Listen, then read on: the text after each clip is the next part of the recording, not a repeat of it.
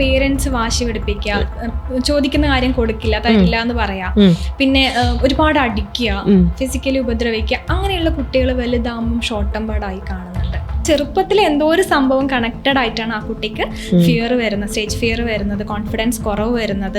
അത് ഫേക്ക് ആയിട്ടുള്ള dopamine hit വന്നുകൊണ്ടേയിരിക്കും. അപ്പോൾ ബോഡി ഇത് വിചാരിക്കും ട്രൂ ആണെന്ന് വിചാരിക്കും, അപ്പം വീണ്ടും ക്രേവ് ചെയ്യില്ലേ. റീഹാബിലിറ്റേഷൻ സെന്ററിൽ പോകുന്നതായിരിക്കും നല്ലത്. കാരണം അവിടെ ആകുമ്പോൾ നമുക്ക് എമർജൻസി ട്രീറ്റ്മെന്റ് ഒക്കെ അവൈലബിൾ ആണ്. അപ്പം അതിനുശേഷം മൈൻഡ് ഓക്കെ ആക്കിയിട്ട് പഴയ ജീവിതത്തിലോട്ട് തിരിച്ചു വരാൻ വേണ്ടിയിട്ട് ഇതുപോലുള്ള ക്ലാസ്സുകളിലോട്ട് വരാം. എല്ലാം ഇത് കണക്റ്റഡ് ഇന്നർ ചൈൽഡുമായിട്ടാണ്, ചൈൽഡ്ഹുഡ് ട്രോമയായിട്ട് കണക്റ്റഡ് ആണ്.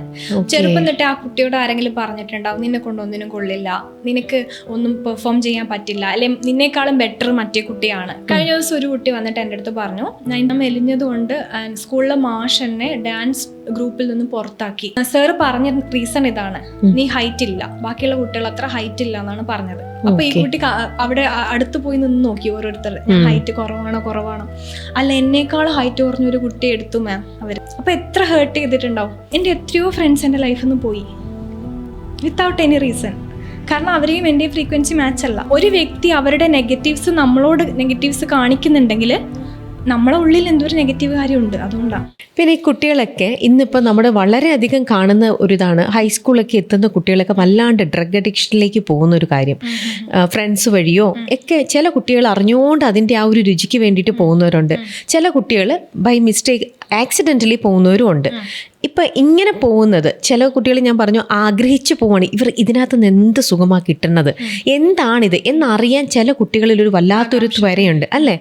അപ്പോൾ അത് ആ കുട്ടികളുടെ മനസ്സിൽ തോന്നുന്ന ആ ഒരു തോന്നൽ അതെങ്ങനെയാ? അപ്പോൾ ഇത് രണ്ട് രീതിയിലാണ്. ചിലപ്പം ഫ്രണ്ട്സ് ചെയ്യുന്നത് കൊണ്ട് ഞാനും ചെയ്യണം എന്നുള്ള ഇതിൽ പോകുന്നുണ്ടാവാം.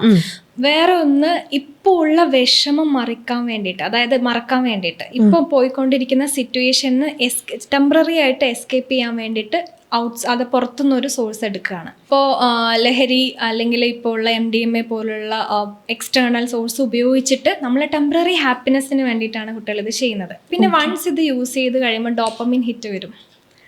അത് ഫേക്ക് ആയിട്ടുള്ള ഡോപ്പമിൻ ഹിറ്റ് വന്നുകൊണ്ടേയിരിക്കും. അപ്പോൾ ബോഡി ഇത് വിചാരിക്കും ട്രൂ ആണെന്ന് വിചാരിക്കും, അപ്പം വീണ്ടും ക്രേവ് ചെയ്യില്ലേ. ക്രേവ് ചെയ്ത് അഡിക്ഷനിലോട്ട് എത്തും. ഓക്കെ, ഇത്തരത്തിലുള്ള കുട്ടികളെ ശ്രീവിദ്യ ഒരുപാട് ഹാൻഡിൽ ചെയ്യുന്നുണ്ട് അല്ലേ? പേഴ്സണൽ സെഷനിൽ വരാറുണ്ട്. ഓക്കെ, അങ്ങനെയുള്ള കുട്ടികളിലുള്ള ഹീലിംഗ് പീരീഡ് ഏകദേശം എത്ര നാളാണ് കാണുന്നത്? അത് ഒരു 3 to 6 months വരെ എന്തായാലും എടുക്കും. കാരണം അത്രയും അഡിക്ഷനിൽ വന്ന കുട്ടികൾ ഇപ്പം നമ്മൾ പത്രത്തിലൊക്കെ കാണുന്നില്ല, അത്രയും അഡിക്ഷൻസ് വരുന്നു, പിന്നെ ഉപദ്രവം കൂടി വരുന്നു. അപ്പം അങ്ങനെയുള്ളവരെ നമ്മൾ ഹീൽ ചെയ്ത് ആ പേരൻസിന്റെ സപ്പോർട്ടും വേണം അതിന്. തീർച്ചയായിട്ടും അല്ലേ. ആ ഒരു കാരണം ഒരു ഡോക്ടറും കുട്ടിയും മാത്രമല്ല, ആ കുട്ടീനെ ചുറ്റിപ്പറ്റി നിൽക്കുന്ന അറ്റ്മോസ്ഫിയറും കൂടി ഇതിന്റെ ഒരു ഭാഗമാണ്. കുട്ടി അവരുടെ കൂടെയല്ലേ ജീവിതകാലം മൊത്തം നിൽക്കുന്നത്. അപ്പം അവരാ കുട്ടി എന്താണെന്ന് മനസ്സിലാക്കിയിട്ട് ഇതൊരു പ്രോസസ്സാണെന്ന് മനസ്സിലാക്കി ഈ പ്രോസസ്സിന്റെ സമയത്ത് വിത്ഡ്രോവൽ സിംറ്റംസ് വരും. പെട്ടെന്ന് ചിലപ്പം വയലന്റ് ആവാം, പക്ഷെ അത് പേരൻസ് ആക്സെപ്റ്റ് ചെയ്തിട്ട് മുന്നോട്ട് പോകണം. ഓക്കെ, അപ്പോൾ ഇത്തരത്തിലുള്ളൊരു എൻ്റെ ഒരു കുട്ടി ഇതേപോലൊരു ഡ്രഗ് അഡിക്ഷനിലേക്ക് പോയി അല്ലെങ്കിൽ അത്തരത്തിലുള്ള എന്തെങ്കിലും ഉണ്ടെന്ന് കണ്ടു കഴിഞ്ഞാൽ എന്താണ് ഒരു പാരന്റ് ചെയ്യേണ്ടത്? ഒരു റീഹാബിലിറ്റേഷൻ സെന്ററിലേക്ക് കുട്ടീനെ കൊണ്ടുപോവാണോ, അതോ നിങ്ങളെപ്പോലത്തെ മൈൻഡ് പവർ കോച്ചിങ്ങിലേക്കാണോ അവരെ ആദ്യം എന്തിലേക്ക് പോകണം? ഫസ്റ്റ് സ്റ്റെപ്പ് ആദ്യം റീഹാബിലിറ്റേഷൻ സെന്ററിൽ പോകുന്നതായിരിക്കും നല്ലത്. കാരണം അവിടെ ആകുമ്പോൾ നമുക്ക് എമർജൻസി ട്രീറ്റ്മെന്റ് ഒക്കെ അവൈലബിൾ ആണ്. അപ്പം അതിനുശേഷം മൈൻഡ് ഓക്കെ ആക്കിയിട്ട് പഴയ ജീവിതത്തിലോട്ട് തിരിച്ചു വരാൻ വേണ്ടിയിട്ട് ഇതുപോലുള്ള ക്ലാസ്സുകളിലോട്ട് വരാം. ഓക്കെ, ഇനി കുറച്ചും കൂടെ വലിയൊരു ഏജിലേക്ക് നമുക്ക് വരാം. കുട്ടികളുടെ ഈ ഒരു ഇത് കഴിഞ്ഞ് കഴിഞ്ഞിട്ട് വലുതാകുമ്പോഴത്തേക്ക് ആൾക്കാർ സ്റ്റേജ് ഫിയർ കുട്ടികളിലേക്ക് കുറച്ച് എന്തെങ്കിലുമൊക്കെ ആയിട്ട് സ്റ്റേജ് ഫിയർ ഉണ്ടാവാം, അല്ലെങ്കിൽ കൂടെയുള്ള സീനിയേഴ്സിൻ്റെ അടുത്ത് മറുത്ത് എന്തെങ്കിലും സംസാരിക്കാനുള്ളൊരു പേടി, പിന്നെ കുറച്ചുകൂടെ കഴിഞ്ഞ് വർക്കിംഗ് പ്ലേസിലേക്ക് വരുമ്പോഴത്തേക്ക് സീനിയേഴ്സിൻ്റെ അടുത്തോ നമ്മുടെ ബോസിൻ്റെ അടുത്തൊക്കെ ആണെങ്കിലും എന്തെങ്കിലും ഒരു കാര്യം റിക്വസ്റ്റ് ചെയ്യണേ പോലും അവർക്ക് പേടിയായിരിക്കും. അതിനെ എങ്ങനെ നമ്മൾക്ക് ടാക്കിൾ ചെയ്യാം? അതും നേരത്തെ എല്ലാം ഇത് കണക്റ്റഡ് ഇന്നർ ചൈൽഡുമായിട്ടാണ്, ചൈൽഡ്ഹുഡ് ട്രോമയായിട്ട് കണക്റ്റഡ് ആണ്. ചെറുപ്പം തൊട്ട് ആ കുട്ടിയോട് ആരെങ്കിലും പറഞ്ഞിട്ടുണ്ടാവും നിന്നെ കൊണ്ടൊന്നിനും കൊള്ളില്ല, നിനക്ക് ഒന്നും പെർഫോം ചെയ്യാൻ പറ്റില്ല, അല്ലെങ്കിൽ നിന്നേക്കാളും ബെറ്റർ മറ്റേ കുട്ടിയാണ്. കഴിഞ്ഞ ദിവസം ഒരു കുട്ടി വന്നിട്ട് എൻ്റെ അടുത്ത് പറഞ്ഞു, 9th പഠിക്കുന്ന ഒരു കുട്ടിയാണ്, മാം ഞാൻ വളരെ മെലിഞ്ഞിട്ടാണ്, ഞാൻ മെലിഞ്ഞത് കൊണ്ട് സ്കൂളിലെ മാഷ് എന്നെ ഡാൻസ് ഗ്രൂപ്പിൽ നിന്ന് പുറത്താക്കി. ഓക്കെ. സാറ് പറഞ്ഞ റീസൺ ഇതാണ്, നീ ഹൈറ്റ് ഇല്ല, ബാക്കിയുള്ള കുട്ടികൾ അത്ര ഹൈറ്റ് ഇല്ല എന്നാണ് പറഞ്ഞത്. അപ്പൊ ഈ കുട്ടി അവിടെ അടുത്ത് പോയി നിന്ന് നോക്കി ഓരോരുത്തർ, ഞാൻ ഹൈറ്റ് കുറവാണോ, അല്ല എന്നേക്കാൾ ഹൈറ്റ് കുറഞ്ഞൊരു കുട്ടി എടുത്തു മാം അവര്. അപ്പൊ എത്ര ഹേർട്ട് ചെയ്തിട്ടുണ്ടാവും. അപ്പൊ ഞാൻ ചോദിച്ചു ഇനി ഡാൻസ് ചെയ്യില്ല, ഇല്ല ഇനി ഞാൻ ഡാൻസ് ചെയ്യില്ല സാർ അങ്ങനെ പറഞ്ഞതുകൊണ്ട് എനിക്ക് ആ സാറിനോട് ദേഷ്യമാണ്. അപ്പൊ ഈ കുട്ടി കോളേജിലെത്തുമ്പോൾ നന്ന സാറ് പറഞ്ഞ അതേ കാര്യം കിടക്കാണ്, എനിക്ക് ഡാൻസ് ചെയ്യാൻ പറ്റില്ല, ഞാൻ ഡിസേർവിങ് അല്ല, എനിക്ക് സ്റ്റേജ് ഫിയർ ആണ്, അല്ലെങ്കിൽ ഞാൻ മെലിഞ്ഞത് കൊണ്ട് അല്ലെങ്കിൽ ഞാൻ ഹൈറ്റ് ഇല്ലാത്തത് കൊണ്ട് ഞാൻ ഇതിന് അർഹയല്ല. അപ്പൊ അങ്ങനെ ചെറുപ്പത്തിൽ എന്തോ ഒരു സംഭവം കണക്റ്റഡ് ആയിട്ടാണ് ആ കുട്ടിക്ക് ഫിയർ വരുന്നത്, സ്റ്റേജ് ഫിയർ വരുന്നത്, കോൺഫിഡൻസ് കുറവ് വരുന്നത്, ഒന്നും തുറന്നു പറയാനുള്ള കറേജ് ഇല്ലാത്തത്, നോ പറയാൻ പറ്റാത്തത്. ഓക്കെ. ഇനി നോ പറയുന്നതും പോയിട്ട് ഈ സീനിയേഴ്സിൻ്റെ അടുത്ത്, നമ്മുടെ ഒരു ഡിപ്പാർട്ട്മെൻറ്റ് ഹെഡിൻ്റെ അടുത്തോ നമ്മുടെ ഒരു സീനിയർ ആയിട്ടുള്ള ഒരു കളീഗിൻ്റെ അടുത്തോ നമുക്ക് ഇപ്പം എന്തെങ്കിലും ഒരു ലീവ് വേണം, അല്ലെങ്കിൽ എനിക്ക് വേറെ എന്തെങ്കിലും, എനിക്ക് ഡിപ്പാർട്ട്മെൻറ്റ് ഞാൻ ഇവിടെ സാറ്റിസ്ഫൈഡ് അല്ല, എനിക്ക് ചേഞ്ച് ചെയ്യണം, അങ്ങനത്തെ എന്തെങ്കിലും ഒരു റിക്വസ്റ്റ് ഒരാൾക്ക് സബ്മിറ്റ് ചെയ്യണമെങ്കിൽ പോലും ചിലവർക്കത് പേടിയാ, അയ്യോ അവരെന്ത് പറയും എന്നെ ടെർമിനേറ്റ് ചെയ്യോ, ഇങ്ങനത്തെ ഓരോ ടെൻഷനും കാര്യങ്ങളൊക്കെ ഉണ്ടാവും. അതിനെ അപ്പം എങ്ങനെയാണ് അവർ ഓവർകം ചെയ്യുക? അതായത് നമ്മൾ നീഡ്സ് ആൻഡ് വാണ്ട്സ് എക്സ്പ്രസ് ചെയ്യാൻ പറ്റുന്നില്ല. അതെ, അതായത് മറ്റുള്ളവരെന്ത് വിചാരിക്കും, അവരെന്ത് വിചാരിക്കും, അവിടെയൊക്കെ ലാക്ക് ഓഫ് സെൽഫ് ലവ് ആണ്, സെൽഫ് റെസ്പെക്റ്റ് ആണല്ലേ. സെൽഫ് റെസ്പെക്റ്റ് ഇല്ലാത്തവരാണ് അങ്ങനെ ചെയ്യുന്നത്. അപ്പോൾ നമുക്ക് സെൽഫ് റെസ്പെക്റ്റ് ഇല്ലാത്തത് കൊണ്ടാണ് നമുക്ക് നോ പറയാൻ പറ്റാത്തത്, നമ്മുടെ നീഡ്സ് ആൻഡ് വാണ്ട്സ് എക്സ്പ്രസ് ചെയ്യാൻ പറ്റാത്തത്. അതിനൊക്കെ ഈ പ്രാക്ടീസിലൂടെ നമുക്ക്, അതാണ് പറഞ്ഞത്, എല്ലാത്തിനുള്ള സൊല്യൂഷൻ ഈ പ്രാക്ടീസിലൂടെ പറ്റും. അതായത് നമുക്ക് സെൽഫ് ലവ് കൂടും, സെൽഫ് എസ്റ്റീം കൂടും, നമ്മളുടെ നീഡ്സ് ആൻഡ് വാണ്ട്സ് ആരുടെ മുന്നിലായാലും കോൺഫിഡൻ്റ് ആയിട്ട് നമുക്ക് എക്സ്പ്രസ് ചെയ്ത് പറയാൻ പറ്റും, നോ പറയാൻ പറ്റും. അതും നമ്മൾ വിൻ വിൻ ആയിട്ട്. ഇപ്പം ഞാൻ നോ പറഞ്ഞ ചേച്ചിക്ക് വിഷമം ഉണ്ടാവാൻ പാടില്ല, എനിക്കും വിഷമം ഉണ്ടാവാൻ പാടില്ല. വിൻ വിന്നിൽ നമുക്ക് ആ കോൺവെർസേഷൻ എൻഡ് ചെയ്യാൻ പറ്റും. ഓക്കെ. ചില ആൾക്കാരിലുള്ള ഒരു അവരുടെ ഒരു ക്യാരക്ടറിൻ്റെ ഭാഗമാണ് മുൻശുണ്ടി. അവർക്ക് തൊട്ടതിനും പിടിച്ചതിനും എല്ലാവർക്കും ദേഷ്യമായിരിക്കും, എല്ലാവരോടും അവരുടെ ഫസ്റ്റ് ഇമോഷൻ എന്ന് പറയുന്നത് ഈ ദേഷ്യമായിരിക്കും. അപ്പം ഇങ്ങനെ ദേഷ്യത്തിൽ റിയാക്ട് ചെയ്യുന്ന ഒരു പേഴ്സണ് അപ്പം എന്തെങ്കിലും ഇത്തരത്തിലുള്ള ഒരു മെൻ്റലി എന്തെങ്കിലും ഒരു ഇഷ്യൂ ഉണ്ടാവണം അല്ലേ? അതായത് ഞാൻ കണ്ടിരിക്കുന്നത് ചെറുപ്പത്തിൽ ഈ വാശി പിടിപ്പിക്കുന്ന കുട്ടികളില്ല. അതായത് പേരൻസ് വാശി പിടിപ്പിക്കുക, ചോദിക്കുന്ന കാര്യം കൊടുക്കില്ല, തരില്ല എന്ന് പറയാ, പിന്നെ ഒരുപാട് അടിക്കുക, ഫിസിക്കലി ഉപദ്രവിക്കുക, അങ്ങനെയുള്ള കുട്ടികൾ വലുതാകുമ്പം ഷോർട്ട് ടെമ്പേർഡ് ആയി കാണുന്നുണ്ട്. പക്ഷെ ഈ ഷോർട്ട് ടെമ്പേർഡ് ആയ ആൾക്കാരെന്ന് വെച്ചാൽ വിത്തിൻ 2 മിനിറ്റ് അവർ മാറും. അതെ, അവരുടെ ആ ഇമോഷൻ എവിടുന്ന് വന്നോ ആ സെക്കൻഡിൽ അത് പോവുകയും ചെയ്യും. അത് പിന്നെയും ബെറ്റർ ആണ്. അവരുള്ളിൽ കുറച്ചുകൂടെ പ്യുവർ ആയിരിക്കും, അവരവിടെ എക്സ്പ്രസ് ചെയ്ത് അവരങ്ങ് തീർക്കും. ഡേഞ്ചർ ആയിരിക്കുന്ന സിറ്റുവേഷൻ എന്താന്ന് വെച്ച് കഴിഞ്ഞാല് എക്സ്പ്രസ് ചെയ്യുന്നത് പുറത്ത് ചിരിച്ചുകൊണ്ട് പെരുമാറുന്നു, അല്ലെ, പുറത്ത് ചിരിച്ചുകൊണ്ട് പെരുമാറുന്നു. ഇപ്പം എനിക്കിപ്പം ആരോടെങ്കിലും ദേഷ്യം ഉണ്ടെങ്കിൽ ഞാൻ അവരെന്ത് വിചാരിക്കും എന്ന് വെച്ച് ഞാനത് സപ്രസ് ചെയ്യുന്നു. ഇപ്പൊ ഈ സപ്രസ് ചെയ്ത് ലാസ്റ്റ് ഇത് പ്രഷർ കുക്കർ പോലെ ആവും, എല്ലാം കൂടെ ഒറ്റയടിക്ക് പൊട്ടിത്തെറിക്കും. എനിക്കൊരു 6 മാസം മുന്നേ ഒരു ക്ലയന്റ് ഉണ്ടായിരുന്നു, ഒരു 56-57 വയസ്സുള്ള ഒരാളായിരുന്നു. അപ്പൊ ആള് ക്ലാസ്സിൽ വന്ന് കരയുക, പേഴ്സണൽ സെഷനിൽ വന്നിട്ട്. അപ്പം ഞാൻ അല്ലെങ്കിൽ എൻ്റെ ഫാദറിൻ്റെ ഒക്കെ പ്രായമുള്ള ആൾ, സാർ എന്തിങ്ങനെ കരയുന്നത്? അപ്പം ഞാൻ ഒരുപാട് ആൾക്കാരോട് നോ പറയാതെ ഇരുന്നിട്ടുണ്ട്, അവരെന്ത് വിചാരിക്കുന്നു വിചാരിച്ചിട്ട് എല്ലാം ഞാൻ ഉള്ളിൽ ഒതുക്കി, എനിക്കിപ്പോൾ ഉറങ്ങാൻ പറ്റുന്നില്ല, ഒരു ജോലിയും ചെയ്യാൻ പറ്റുന്നില്ല, ഭയങ്കര സങ്കടം, നെഞ്ചിലൊരു ഭാരമാണ്. അപ്പോൾ അത് ഒരുപാട് ടെക്നിക്ക് ചെയ്തിട്ട് അതുപോലെ മെഡിറ്റേഷനും കാര്യങ്ങളും ചെയ്ത് അത് റിലീസ് ചെയ്തതിന് ശേഷം ആൾക്ക് എല്ലാം തുറന്നു പറയാനുള്ള കറേജ് ഉണ്ടായി എന്നുള്ളതാണ്. അതും ആ ഒരു ഏജിൽ. അതുപോലെ ക്ലാസ്സിൽ വന്നിട്ട് 5 വർഷമായിട്ടും 10 വർഷമായിട്ടും ജോബ് കിട്ടാത്ത ആൾക്കാർ, ഈവൻ PSC പോലും, ഞാൻ ആദ്യം ഹീൽ ചെയ്യുന്നത് അവരുടെ പേരൻസിനെയാണ്. അവരോട് പറയും, നിങ്ങൾ പേരൻസ് എന്തെങ്കിലും നിങ്ങൾക്ക് ദേഷ്യമുണ്ടോ? പേരൻസിനോട് ഉണ്ട്, വർഷങ്ങളായിട്ട് ഞാൻ ദേഷ്യം കൊണ്ട് നടക്കുകയാണ്. ഞാൻ പറഞ്ഞാൽ അത് റിലീസ് ചെയ്യും. അത് റിലീസ് ചെയ്ത് 1 വീക്ക് കഴിയുമ്പോഴത്തേക്കിനെ ജോബ് ഓഫർ വന്നു. കെട്ടിക്കിടക്കുന്ന ഇമോഷൻസ്, എനർജി ബ്ലോക്ക്, ഇത് നമ്മളിപ്പോൾ ഇതാണെങ്കിൽ നമ്മുടെ കരിയർ ഇതാണ്, റിലേഷൻഷിപ്പ് ഇതാണ്, ഇതൊക്കെ നമ്മളടുത്ത് വരുന്നുണ്ട്, എല്ലാ യൂണിവേഴ്സിലുണ്ട്. പക്ഷെ ഒന്നും നമ്മളിലേക്ക് അങ്ങ് എത്തുന്നില്ല. ഇവിടെ ഒരു മതിൽ നമ്മൾ പണിത് വെക്കുക. അതിനാണ് നമ്മളൊരു നെഗറ്റീവ് ഒരു സ്പിരിറ്റ് എന്നോ ഒരു നെഗറ്റിവിറ്റി എന്നോ എന്തോ പറയുന്നത്. അതിൽ നമ്മൾ പൊട്ടിച്ചെറിയണം. ഇതാണ് നമ്മുടെ എനർജി ബ്ലോക്ക്. ഇപ്പൊ കണ്ടിട്ടില്ലേ, കുറെ ഇന്റർവ്യൂ അറ്റൻഡ് ചെയ്യുന്നു, കൈത്തുമ്പത്ത് ജോബ് എത്തുന്നു, പക്ഷെ നമുക്ക് കിട്ടുന്നില്ല. അവിടെയാണ് നമുക്ക് ബ്ലോക്ക് വരുന്നത്. ഈ ബ്ലോക്കാണ് പാസ്റ്റ് ട്രോമ, ഇതുപോലെ ആൾക്കാരുടെ ദേഷ്യം, ഇതാണ് എനർജി ബ്ലോക്ക്. ഇതാണ് നമ്മൾ ഹീൽ ചെയ്യേണ്ടത്. ഓക്കെ. ചുരുക്കി പറഞ്ഞാൽ നല്ലൊരു വ്യക്തിയാവുക, ആരോടും ദേഷ്യമില്ലാതെ, ജലസി ഫീലിംഗ് ഇല്ലാതെ. ജലസി ഫീലിംഗ് എന്ന് പറഞ്ഞാൽ വീണ്ടും വീണ്ടും നമ്മൾ ഡൗൺ ആയിക്കൊണ്ടിരിക്കുകയാണ്. ഇപ്പൊ നമ്മളെ കൂടെ പഠിച്ച ഒരാൾ ഇപ്പം നല്ലൊരു കാറ് വാങ്ങിച്ചു, നല്ലൊരു വീട് വെച്ചു, നമുക്ക് വരുന്ന ഫീൽ എന്തായിരിക്കും? ഓ, ഞാൻ അവനേക്കാളും പഠിച്ച ആളായിരുന്നു അല്ലെ, എന്നിട്ട് അവൻ ഗ്രോ ചെയ്തു പോവാണ്, ഞാനിവിടെ ഇരിക്കുകയാണ്. സ്വാഭാവികമായിട്ട് എല്ലാവർക്കും വരുന്ന ഫീൽ എന്താണ്? ജലസി വരും. അപ്പൊ ജലസി വരുമ്പോൾ നമ്മൾക്ക് ഉള്ളതും കൂടെ പോവും. നമ്മൾ ഓൾറെഡി ഉണ്ടാക്കി വെച്ച കുറച്ച് സമ്പാദ്യം ഉണ്ടാവും, നല്ല റിലേഷൻഷിപ്പ് ഉണ്ടാവും, നല്ല ബന്ധങ്ങൾ ഉണ്ടാവും, നല്ല ഹെൽത്ത് ഉണ്ടാവും, അത് നമ്മളെടുത്ത് പോകും. അതേസമയം ആ ഒരു വ്യക്തിയെ ബ്ലസ് ചെയ്യുന്നു, അവർക്ക് വേണ്ടി പ്രാർത്ഥിക്കുന്നു, അവരുടെ ഗ്രോത്തിൽ സന്തോഷിക്കുകയാണെങ്കിൽ അവരും ഇയാളും സെയിം ഫ്രീക്വൻസി ആയി. നാളെ അത് ഇയാളുടേതാണ്. ഓക്കെ. ഇതേ ഫ്രീക്വൻസിയിൽ ഈ ഒരു വ്യക്തി വൈബ്രേറ്റ് ചെയ്യുന്ന സമയത്ത് ആൾക്ക് കിട്ടിയ വീടും വാഹനവും ഒക്കെ നാളെ ഈ ഒരു വ്യക്തിക്ക് സ്വന്തമാക്കാൻ പറ്റും. അത് യൂണിവേഴ്സ് സിഗ്നൽസ് തരുന്നതാണ്, ഇത് നിനക്കുള്ളതാണ്. പക്ഷെ നമ്മൾ എന്ത് ചെയ്യുന്നു? അയ്യോ, അവൻ വലുതാവുന്നു, ഞാൻ ചെറുതാവുന്നു, ആ രീതിയിൽ ചിന്തിക്കുന്നു. അപ്പം ഈ ഒരു രീതിയിൽ നിങ്ങൾ ചിന്തിച്ചു കഴിഞ്ഞാൽ ആ ഓരോരുത്തർക്കും കിട്ടിയ ഓരോ സമ്പാദ്യം, ഓരോ വെൽത്ത് നിങ്ങൾക്കും നാളെ കിട്ടും എന്നാണ് യൂണിവേഴ്സ് നിങ്ങളോട് പറയുന്നത്. ഓക്കെ. അതേപോലെ ലേഡീസിൽ കോമൺ ആയിട്ട് കാണുന്ന ഇഷ്യൂസോ? ലേഡീസിൽ കോമൺ ആയിട്ട് കാണുന്നത് ഇമോഷണലി വീക്കാവുക, ഒരുപാട് കരയുക, പിന്നെ ഹസ്ബൻഡിനോട്, അതായത് നമുക്കുള്ളത് ഹസ്ബൻഡിനോട് എന്താണ് സിറ്റുവേഷൻ മനസ്സിലാക്കാതെ ബിഹേവ് ചെയ്യാം. പീരീഡ്സ് ഒക്കെ ആവുന്ന സമയത്താണ് കൂടുതലും ഇമോഷണലി എക്സ്പ്രസീവ് ആവുന്നത് ഗേൾസ്, ഇമോഷണലി വീക്ക് ആവുന്നത്. പക്ഷെ അവർക്ക് ഹസ്ബൻഡ് ഒരു സപ്പോർട്ടായിരിക്കും, ഒരു നല്ല വാക്കായിരിക്കും വേണ്ടി വരാം.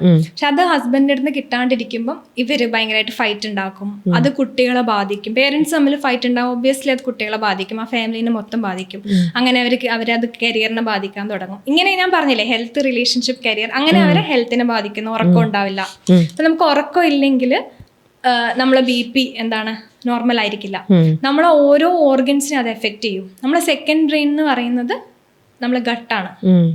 അപ്പം അങ്ങനെ ഗ്യാസ്ട്രിക് ഇഷ്യൂസ് വരും. അപ്പൊ ഗേൾസിന് കൂടുതലും കണ്ടുവരുന്നത് ഇതാണ്, ഇമോഷണലി വീക്ക് ആവുന്ന അവസ്ഥയാണ് കണ്ടുവരുന്നത്. ഡൗൺ ആയിക്കൊണ്ടിരിക്കുക, പിന്നെ ഒരുപാട് ഓവർ തിങ്ക് ചെയ്യുക, പിന്നെ എന്താണ്, കരച്ചിലാണ്, കൂടുതലും കരച്ചിലാണ്. ഫെമിനിൻ എനർജി എന്ന് പറഞ്ഞാൽ അതാണല്ലോ, കരയുക. അതെ, അങ്ങനെയാണല്ലോ ലേഡീസിന്റെ. അപ്പൊ ഞാൻ പറയുന്നത് ഫെമിനിൻ എനർജിയും മാസ്കുലിൻ എനർജിയും ഈക്വൽ ആക്കണം. പക്ഷെ ചില സമയത്ത് ശ്രീവിദ്യ, ഈ ലേഡീസ് ആയിക്കോട്ടെ അല്ലെങ്കിൽ ജെൻസ് ആരെങ്കിലും ആയിക്കോട്ടെ, ആ ഒരു പേഴ്സണ് തന്നെ ചുറ്റിപ്പറ്റി, ഇപ്പം ശ്രീവിദ്യ പറഞ്ഞ പോലെ ചുറ്റിപ്പറ്റിയുള്ള ആൾക്കാരെ എല്ലാവരെയും പോയി കൺവിൻസ് ചെയ്തോ അല്ല അവരിലൊരു മാറ്റം വരുത്താനോ ചിലപ്പോൾ ഇവർക്ക് പറ്റിയെന്ന് വരില്ല. അപ്പം അങ്ങനെയുള്ള ആൾക്കാർ മറ്റുള്ളവർ മാറട്ടെ, അല്ലെ മറ്റുള്ളവർ എനിക്ക് ചുറ്റുമുള്ള ഒരു അറ്റ്മോസ്ഫിയർ കുറച്ചും കൂടെ ഇതാക്കുന്നതിൽ പകരം ഇവരങ്ങ് സ്വയം അങ്ങ് മാറിയാൽ അതിനെ നല്ല രീതിയിൽ ഈ ഒരു വ്യക്തിക്ക് ഗുണം കിട്ടില്ലേ? തീർച്ചയായിട്ടും. നമ്മൾ മറ്റുള്ളവരെ മാറ്റാൻ നിന്ന് കഴിഞ്ഞാൽ നമ്മൾ വെറുതെ ടൈം വേസ്റ്റ് ചെയ്യുന്നതിന് തുല്യമാണ്. അതായത് നമ്മൾ സ്വയം മാറുക. നമ്മളിപ്പോൾ മാറിക്കഴിഞ്ഞാൽ, ഇപ്പം നമ്മളോട് ദേഷ്യപ്പെടുന്ന ആൾക്കാർ, നമ്മളെ ക്രിട്ടിസൈസ് ചെയ്യുന്ന ആൾക്കാർ നാളെ മാറും. കാരണം ഞാൻ ഏത് ഫ്രീക്വൻസിയിലാണോ വൈബ്രേറ്റ് ചെയ്യുന്നത്, ആ ഒരു ഫ്രീക്വൻസിയിൽ വൈബ്രേറ്റ് ചെയ്യുന്ന ആൾക്കാരെ എൻ്റെ ലൈഫിൽ വരുള്ളൂ. ഞാൻ ഇതിലേക്ക് വന്നതിന് ശേഷം രമ്യ ചേച്ചിക്ക് അറിയോ, എൻ്റെ എത്രയോ ഫ്രണ്ട്സ് എൻ്റെ ലൈഫിൽ നിന്ന് പോയി വിത്തൗട്ട് എനി റീസൺ. കാരണം അവരെയും എൻ്റെ ഫ്രീക്വൻസി മാച്ച് അല്ല. അപ്പം ഇപ്പം ഒരു വ്യക്തിക്ക് തന്നെ ഇപ്പം നമുക്കായാലും നെഗറ്റീവ്സ് ഉണ്ട്, പോസിറ്റീവ്സ് ഉണ്ട് അല്ലേ? തീർച്ചയായിട്ടും. അപ്പം എല്ലാവർക്കും ഉണ്ട് അത്. അപ്പം ഒരു വ്യക്തി അവരുടെ നെഗറ്റീവ്സ് നമ്മളോട് നെഗറ്റീവ്സ് കാണിക്കുന്നുണ്ടെങ്കിൽ നമ്മളെ ഉള്ളിൽ എന്തോ ഒരു നെഗറ്റീവ് കാര്യമുണ്ട്. അതുകൊണ്ടാണ് നമ്മളുടെ മിറർ റിഫ്ലക്ഷനാണ് അവർ. നമ്മളെ തോട്ട്സിൻ്റെയും നമ്മളെ ഇമോഷൻസിൻ്റെയും നമ്മളുടെ ഇമാജിനേഷൻ്റെയും എക്സാക്റ്റ് മിറർ റിഫ്ലക്ഷനാണ് നമ്മളിലേക്ക് വരുന്ന വ്യക്തികൾ. നമ്മുടെ മനസ്സിലും നമ്മുടെ രീതിക്കും എന്താണോ അതിന് മാച്ച് ആവുന്ന ആൾക്കാരെയാണല്ലോ നമ്മൾ ഫ്രണ്ട്സ് എന്ന് പറയുന്നത്. നമുക്ക് ഇത് ഓപ്പോസിറ്റ് ആയിട്ട് ഇത് വരികയാണെങ്കിൽ നമ്മൾ അവരെ അപ്പം ആ ഫ്രണ്ട്ഷിപ്പ് കട്ട് ചെയ്തിട്ട് നമ്മൾ അടുത്ത ആളിലേക്ക് സ്വിച്ച് ചെയ്യും അല്ലേ? അപ്പം നമ്മുടെ സ്റ്റേറ്റ് ഓഫ് മൈൻഡിനനുസരിച്ചുള്ള ആൾക്കാരായിരിക്കും എപ്പോഴും നമ്മുടെ ഒരു ഫ്രണ്ട് സർക്കിളിൽ വരുന്നുണ്ടാവുക. ഓക്കെ. പിന്നെ ഇപ്പോൾ നമ്മുടെ ഈ കോമൺ ആയിട്ട് ഇപ്പോൾ ഒരുപാട് ഡിവോഴ്സ് കേസുകൾ കൂടുന്നുണ്ട്. യങ്സ്റ്റേഴ്സിൻ്റെ ഇടയിൽ ചിലപ്പോൾ ഒരുപാട് വർഷങ്ങൾ പ്രേമിച്ച് ഇഷ്ടപ്പെട്ട് നിൽക്കുന്ന ആൾക്കാർ അത് കഴിഞ്ഞ് കഴിയുമ്പോൾ അവർ ഒരുമിച്ച് കഴിയുമ്പോൾ അവർ തമ്മിൽ എന്തോ 8-9 വർഷത്തെ ലവ് ഉണ്ടാവും. പക്ഷെ അവർ ഒരുമിച്ചുള്ളൊരു ലൈഫ് തുടങ്ങി കഴിയുമ്പോഴത്തേക്ക് അവർക്ക് എന്തോ ഒരു ശരിയാവുന്നില്ല അവരുടെ റിലേഷൻ. അങ്ങനെ അവിടെ ഡിവോഴ്സിലേക്ക് പോകുന്നവരുണ്ട്. അതിൻ്റെയൊക്കെ പിന്നിലത്തെ ഒരു ഇഷ്യൂ എന്തായിരിക്കും? പരസ്പരം നന്നായി മനസ്സിലാക്കിയിട്ട് ഒരു ലൈഫിലേക്ക് കയറിയവരാണ്. അതിൻ്റെ വിഷയം എന്താണെന്ന് വെച്ചാൽ നമുക്ക് 3 ടൈപ്പ് പേഴ്സണാലിറ്റി ഉണ്ട്. ഒന്ന് പബ്ലിക് പേഴ്സണാലിറ്റി. അതായത് ഇപ്പൊ പെട്ടെന്ന് ഒരാളെ കാണുമ്പോൾ നമ്മൾ ബിഹേവിയർ എന്ന് പറയും, ചിരിച്ചുകൊണ്ട് സംസാരിക്കുന്നു. ആ ഒരു വ്യക്തി ആയിരിക്കില്ലല്ലോ അവരുടെ വീട്ടില്. വൈഫിന്റെ അടുത്ത് അങ്ങനെ ആയിരിക്കില്ല, കുട്ടികളുടെ അടുത്ത് അങ്ങനെ ആയിരിക്കില്ല. അത് പ്രൈവറ്റ് പേഴ്സണാലിറ്റി. ഇനി വേറെ ഒന്നുണ്ട്, ഇത് ആർക്കും അറിയില്ല, നമുക്കും നമ്മളുടെ മനസ്സിന് മാത്രം അറിയുന്നത്. ഇപ്പം ചിലവർ പറയും എനിക്ക് അവളെ 100% എനിക്ക് എല്ലാ കാര്യം അവളുടെ എല്ലാ കാര്യവും എനിക്കറിയാം. ഒരിക്കലും അത് ശരിയല്ല. നമ്മളുടെ എല്ലാ കാര്യവും ഒരാൾക്കും അറിയില്ല. നമ്മളുടെ വ്യക്തിപരമായിട്ട് ആരോടും പറയാത്ത ഒരുപാട് കാര്യങ്ങൾ നമുക്കുള്ളിൽ എന്തെങ്കിലും ഉണ്ടാവും. അത് നമുക്ക് മാത്രമേ അറിയൂ. അത് സീക്രട്ട് പേഴ്സണാലിറ്റി. അപ്പോൾ നമ്മൾ ഈ പെണ്ണ് കാണാൻ വരുന്ന സമയത്ത്, അല്ലെങ്കിൽ കല്യാണം ഉറപ്പിക്കുന്ന സമയത്ത്, അല്ലെങ്കിൽ ലവിങ് റിലേഷൻഷിപ്പിലാവുന്ന സമയത്ത് അവരുടെ പബ്ലിക് പേഴ്സണാലിറ്റിയെ കാണുന്നത്. ഒരുമിച്ച് നിൽക്കാൻ തുടങ്ങും പ്രൈവറ്റ് പേഴ്സണാലിറ്റി പുറത്തേക്ക് വരും. അപ്പോൾ അത് അഡ്ജസ്റ്റ് ചെയ്യാൻ പറ്റില്ല. അവിടെയാണ് ട്രോമയൊക്കെ ഹിറ്റാവുന്നത്. ഇപ്പം മറ്റേത് കോൺഷ്യസ് മൈൻഡ് മാത്രം സംസാരിക്കുന്നത്, സബ് കോൺഷ്യസ് മൈൻഡിലോട്ട് പോകുന്നില്ല. ഇത് ഓരോ സിറ്റുവേഷൻ വരുന്ന സമയത്ത് പണ്ട് തൊട്ടേ ഉള്ള ഡാറ്റാസ് ഓപ്പൺ ആയി വരും. അങ്ങനെ അവരുടെ യഥാർത്ഥ സ്വഭാവം ഇവർ കാണുന്നു, അത് അഡ്ജസ്റ്റ് ചെയ്യാൻ പറ്റുന്നില്ല. ഈ പറയുന്ന ആളുടെ യഥാർത്ഥ സ്വഭാവം അപ്പോൾ പുറത്തോട്ട് വരും. ഇതാണ് പ്രൈവറ്റ് പേഴ്സണാലിറ്റി. ഈ പ്രൈവറ്റ് പേഴ്സണാലിറ്റിയാണ് നമ്മൾ ആദ്യം മാറ്റേണ്ടത്. ചിലവരെ കണ്ടില്ലേ, പുറത്ത് ഭയങ്കര ഹെൽപ്പിംഗ് ആയിരിക്കും, വീട്ടിൽ ചിലപ്പോൾ ഒരു ഗ്ലാസ് വെള്ളം വരെ എടുത്തു കൊടുക്കുന്നുണ്ടാവില്ല. അതെ, സത്യം. ഒരു ഫേക്ക് ഫേസിൽ നിൽക്കുന്ന ആൾക്കാർ ഒരുപാടുണ്ട് നമ്മുടെ ഇടയിൽ. അപ്പോ ഞാൻ പറയുന്നത് നമ്മൾ കൂടെ ഉള്ളവരെയാണ് നമ്മൾ ഹാപ്പി ആക്കേണ്ടത്. കാരണം അവരെ നമ്മൾക്ക് ലൈഫ് ലോങ് അവരെ നമ്മളെ കൂടെ ഉണ്ടാവുള്ളൂ. അത് ലൈഫ് പാർട്ണർ ആണെങ്കിൽ ശരി, പേരൻസ് ആണെങ്കിൽ ശരി, കുട്ടികളാണെങ്കിൽ ശരി, അവരെ ഹാപ്പി ആക്കിയിട്ട് മാത്രം പുറത്തോട്ട് പോവാം. അപ്പം നിങ്ങൾ ഓരോരുത്തരും എങ്ങനെയാണോ ആ രീതിയിൽ നിങ്ങൾ നിൽക്കാൻ തുടങ്ങിക്കഴിഞ്ഞാൽ നിങ്ങൾക്ക് ഭാരം എടുത്ത് കൊണ്ടുപോകേണ്ട ആവശ്യമില്ല. നമ്മളിപ്പോൾ ഒരാളോട് ഭയങ്കര സ്വീറ്റായി സംസാരിച്ചിട്ട് അവരോട് നോ പറയാതെ അവർ പറയുന്നതെല്ലാം നമ്മൾ ചെയ്യാന്ന് പറഞ്ഞ് ഏറ്റെടുത്ത് വന്നിട്ട് വീട്ടിലിരുന്ന് കരയുന്നതിനേക്കാൾ നല്ലത് നമ്മൾ എന്താണോ അത് എക്സ്പ്രസ് ചെയ്യാന്നുള്ളതല്ലേ. അവരെന്ത് വിചാരിച്ചാലും ഐ ഡോണ്ട് കെയർ എന്നുള്ള ആറ്റിറ്റ്യൂഡ് ആണെങ്കിൽ നമുക്ക് വിഷമിക്കേണ്ടി വരില്ല, ഡിപ്രഷനിലോട്ട് പോവില്ല, നമുക്ക് കുറച്ച് സമാധാനം ഉണ്ടാവും.